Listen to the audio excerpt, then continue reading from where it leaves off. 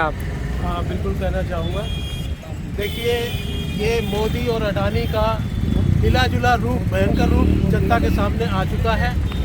जो देश की जनता की खून पसीने की गाड़ी जो कमाई है, उसका दुरुपयोग किया जा रहा है। एक मैं इंडियन इकोनॉमी पर एक पत्रिका आती है, मैं उसके आंकड़े आपको बता रहा हूँ कि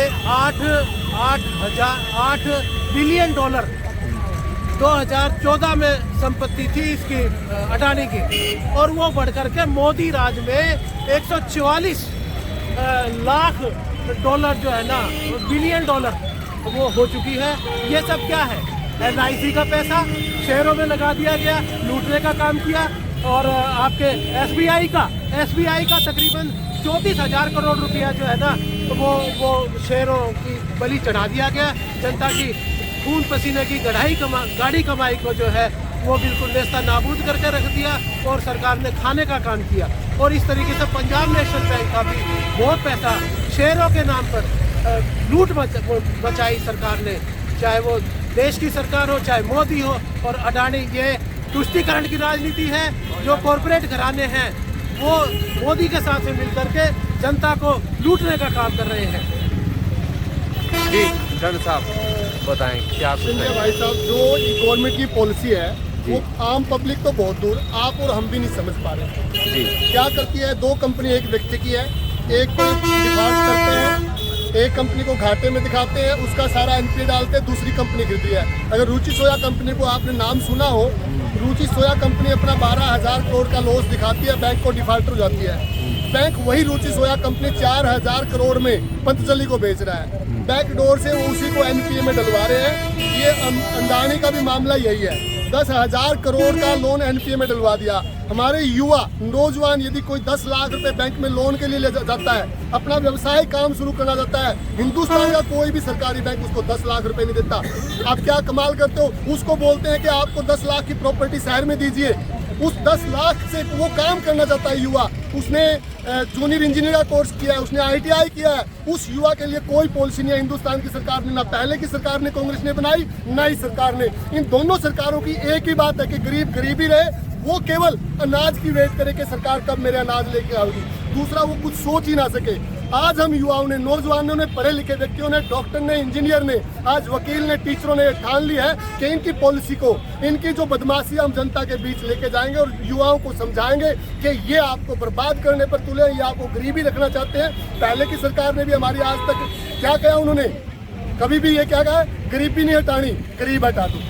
मतलब इतने गरीब, आज आपके पास आंकड़े हैं कि 85 करोड़ यानी कि 150 करोड़ में से 85 करोड़ को आज भी अनाज सरकार को देना पड़ रहा है। तो हम 70 साल में क्या विकास किया?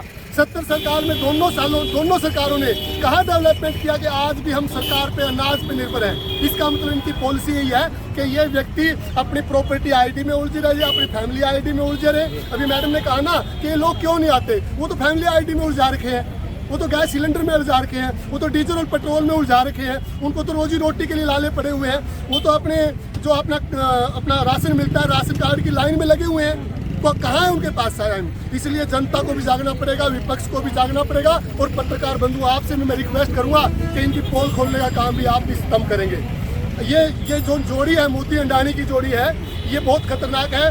2014 में अडानी ने उनको सपोर्ट किया, बहुत ब्लैक मनी, काला पैसा इनके इलेक्शन में लगाया और ये 2014 में उस काले पैसे की वजह से बनकर आए। टाटा जी, भाजपा इस बात का दावा कर रहे हैं कि 2024 में जब भी चुनाव होगा नरेंद्र मोदी दोबारा से प्रधानमंत्री बनेगा। आपको क्या लगता है जो ये चल रहा है वो दावा इसलिए कर रहे हैं ना, वो इस बात में कह रहे हैं कि हम जनता को सोचने का टाइम ही नहीं देंगे। उन्होंने पॉलिसी बनाई है कि जनता को देश के बारे में विचार ही नहीं करने देंगे। जनता को हम केवल रोजी रोटी में उलझा के रखेंगे।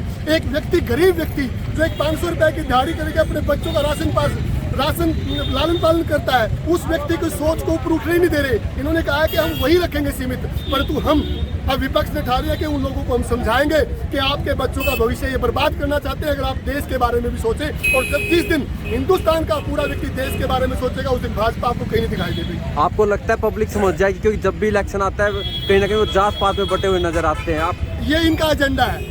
जब पब्लिक को थोड़ा समझ में आती है, ये जात पात और धर्म के आधार पर उनको लड़ाने का काम करते हैं, क्षेत्रवाद के आधार पर लड़ाने का काम करते हैं। ये दूसरी पॉलिसी भी रखते हैं। पीछे हमने उपचुनाव देखा, लोग इनसे नाराज थे, परंतु इन्होंने क्या किया, जात पात पे लड़ाने का काम किया।